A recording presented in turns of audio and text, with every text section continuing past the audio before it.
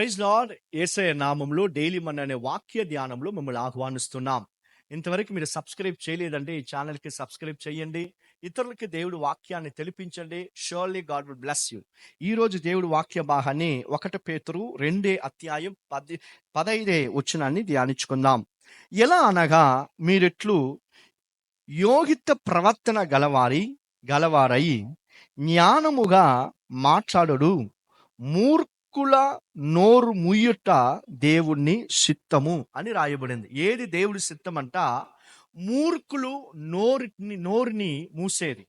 ఎలాగ మూర్ఖులు నోరును మనం మూయగలమంటే జ్ఞానం కలిగిన వాళ్ళుగా మాట్లాడేటప్పుడు.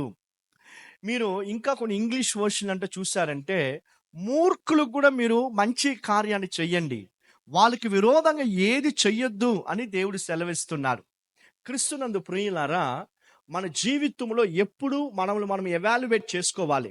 నా నోటి మాట మూలంగా, నా చేతులు క్రియల మూలంగా ఎవరికైనా నేను ఇబ్బంది కలిగిస్తున్నానా, కీడు చేస్తున్నానా అని దేవుడు సన్నిధిలో మిమ్మల్ని మీరు ఎవాల్యుయేట్ చేసుకొని చూడాలి. ఎందుకంటే మనం ఇతరులకి ఏమి చేస్తున్నామో అదే మనకు కూడా చెయ్యబడుతుంది.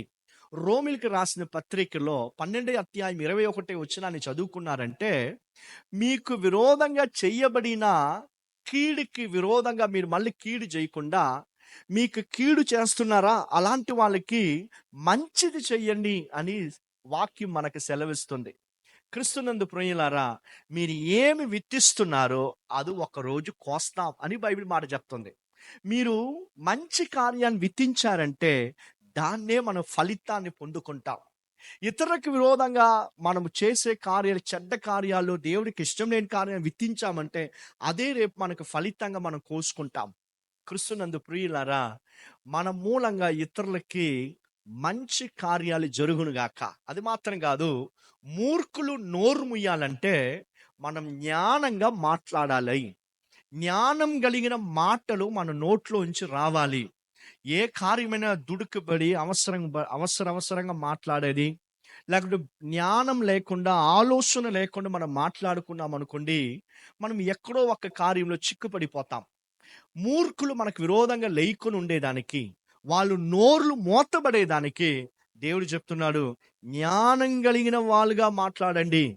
నీ ఒక ప్రవర్తన యోగ్యంగా ఉండాలి. ఎవరైనా కూడా సరే, నీ మాటల్లోనో నీ ప్రవర్తనలోనో వాళ్ళు ఏ కుట్ర కనిపెట్టలేక జ్ఞానంగా నడుచుకునేటప్పుడు మూర్ఖులు నోరుని మనం మూస్తున్నామంట. యేసయ్య తన జీవించిన లోకంలో ఉన్నప్పుడు యేసయ్యకి విరోధంగా ఏమేమో మాట్లాడారు. యేసయ్య దగ్గర వచ్చి కుట్ర కనిపెట్టేదానికి వస్తున్నారంట. అయినా దేవుడు చూడండి, జ్ఞానంగా మాట్లాడి మూర్ఖులు నోరుని మూసాడంట. ఒక నాణయాన్ని తీసి, ఇది మనము ట్యాక్స్ పే చేసేది రాయనికి మనం ట్యాక్స్ పే చేసేది మంచిదా చెడ్డదా అని అడిగేటప్పుడు దేవుడు చెప్తున్నాడు, అక్కడ ఎవరు స్వరూపం ఉంది? రాయనుడు ఒక స్వరూపం ఉంది. అయితే రాయనికి దేవుడికి చెల్లించండి. దేవుడు చాలా క్లియర్గా మాట్లాడుతున్నారు. ఎంత జ్ఞానం చూడండి. ఒక ప్రాస్టిట్యూషన్లో చిక్కబడిన ఒక అమ్మాయిని తీసుకొని వచ్చి పెడుతున్నారు. మోషే చెప్పాడంట, ఒక స్త్రీ విపచార పాపంలో కనిపెట్టిందంటే బండ తీసుకొని కొట్టి చంపాలని. అయితే యేసయ్య కింద రాశాడు, మీలో పాపం లేని వాళ్ళు ఈ స్త్రీ పైన ఫస్ట్ రాయేయండి అన్నారంట. ఎవరు లేరు, అందరూ వెళ్ళిపోయారు. ఎంత జ్ఞానం కలిగిన మాట చూడండి. మూర్ఖులు నోరుని దేవుడు మూపించారు. అదేలాగా ఒక్కొక్క రోజు మన ప్రవక్తంలో, మన నోటి మాటతో, యేసయ్య నాకు జ్ఞానాన్ని కలిగించండి.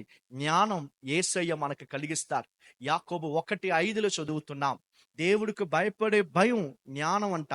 అదే the beginning of the wisdom అని చెప్పి మన ప్రావెర్బ్స్ 1:7 చదువుతున్నాం. క్రీస్తునందు ప్రియులారా, ఈ జ్ఞానం కోసం ఈ రోజు నువ్వు ప్రార్థన చేసేటప్పుడు ఖచ్చితంగా దేవుడు గొప్ప కార్యాలు నీ జీవితంలో చేస్తారు. ప్రార్థన చేసుకుందామా? యేసయ్యా, మాకు మీ జ్ఞానాన్ని కలిగించండి. మా ప్రవక్తలో యేసయ్యా, మా మాటలో దేవుడి జ్ఞానం కలిగి ఉండును గాక. కృప చూపించండి. మాకు విరోధంగా ఉండే వాళ్ళను కూడా మేము ప్రేమించి నడిపించేదానికి, వాళ్ళకు కూడా మేము మంచిదే చేసేదానికి కృప చూపించండి. వాక్య భాగం విని ఒక్కొక్కరిని ఆశీర్వదించండి. యేసుక్రీస్తు నామములో ప్రార్థన చేసి అడుగుతున్నాం తండ్రి. ఆమేన్. God bless you all.